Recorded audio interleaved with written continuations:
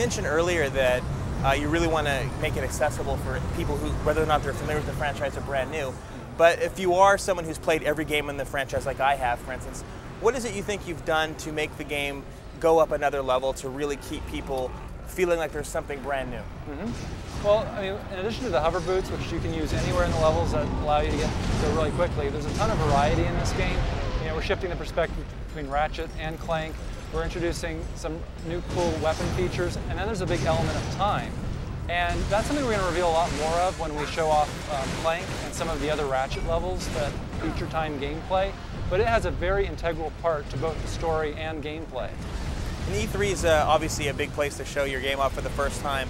But in terms of when we might one day see Clank or some of the other elements we're talking about, how far down the road do you think that'll be?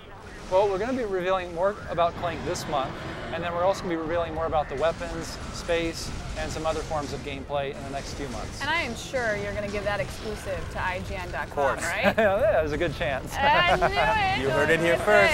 Put him on the spot. That's right. Oh boy. Don't let him go till he gives it to us. You're forced to stay Yeah, here. so Ratchet also fights these really large enemies like the Hydra tanks that you can see here now. And the cool thing is we're bringing back some of the gadgetry from Quest for Booty, like the wrench, where he can pull off these fuses that will short circuit their heads, causing them to blow up. So it's kind of a mechanical Hydra? It is, yeah. It's a big three-headed Hydra, and the trick is you have to get his life down, and he'll try to recharge. And that's the moment where he's vulnerable. You can pull a fuse out, and he'll lose a head.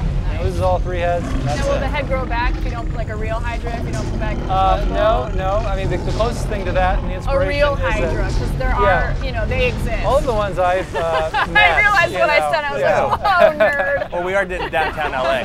Yes, that's true. You never know.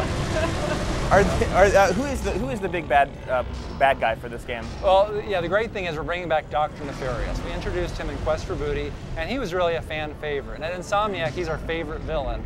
He's back with his butler, Lawrence, and the two of them really play off of one another. Lawrence is kind of dry, subdued, whereas Nefarious is always screaming his head off. And he's got this crazy diabolical plan, which we'll reveal in this game. One of the questions I get most from avid Ratchet fans on the IGN forums is, when are we going to find out more about some of the past Ratchet characters that you've kind of left hanging around? You know, people have still some open-ended stories. I'm not going to name specific names, but are we going to see other characters returning to the game other than Nefarious? Well, we'll certainly see Captain Quark, who's another fan favorite, and he's up to no good as usual. Or actually, he's trying to help Ratchet out, but he usually is kind of bumbling and he screws a few things up. But the really cool thing is we're really looking at Ratchet and Clank and their stories. And there's a new character named Alistair Azimuth, where it reveals a lot more about who Ratchet was, what happened to his family. There's also a new character that I can't talk too much about, but he's connects to Clank.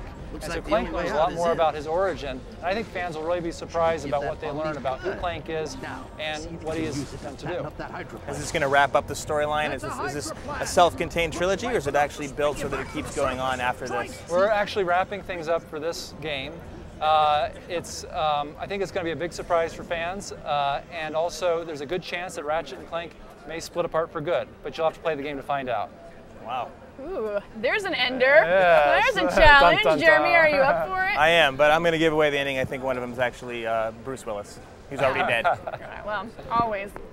Okay, well, I guess that's a wrap. Is there anything you want to close out with that you didn't touch upon that maybe I can trick you into saying here on stage? Sure. I mean, I think the big thing is this game is huge. It's just as big as Tools of Destruction. It's got a lot of replay value, and it's coming out for the PlayStation 3 only this fall, 2009.